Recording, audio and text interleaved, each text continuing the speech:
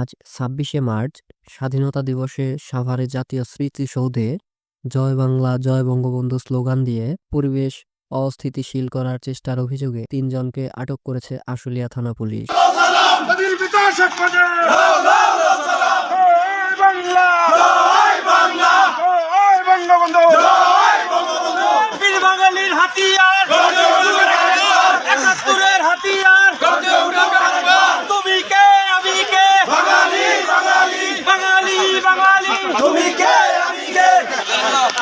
Okay.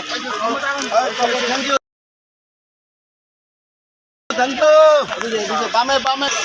Action to action.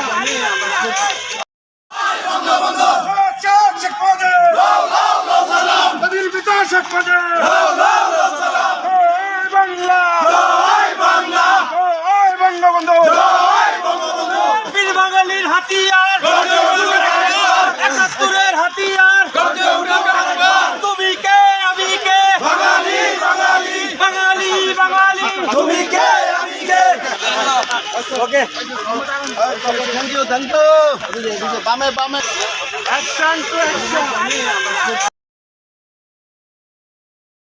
আমি মুক্তিযোদ্ধা সন্তান না, আমি তো কেউ না ওখানে, আমি স্যার তাদের সাথে কেউ না তো, আমি তো কেউ না, আমি যাবো কেন? আমার এখানে জিজ্ঞাসাবাদ করেন, আমি এখানে কেউ না তাদের সাথে।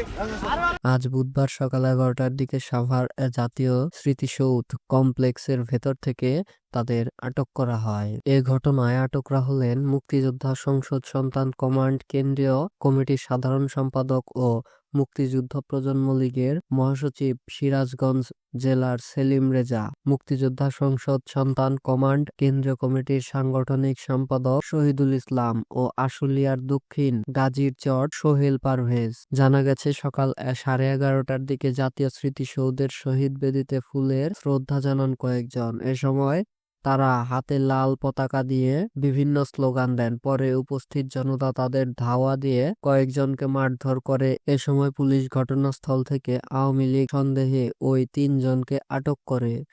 ঢাকা জেলার অতিরিক্ত পুলিশ সুপার শাহিনুর কবির বলেন, উস্কানিমূলক স্লোগান দিয়ে মহান স্বাধীনতা দিবসে অস্থিতিশীল পরিস্থিতি সৃষ্টির চেষ্টা করছিল কয়েকজন। এ সময় ৩ জনকে আটক করে আশুলিয়া থানায় নিয়ে আসা হয়েছে। তারা সবাই আওয়ামী লীগের রাজনীতির সঙ্গে জড়িত।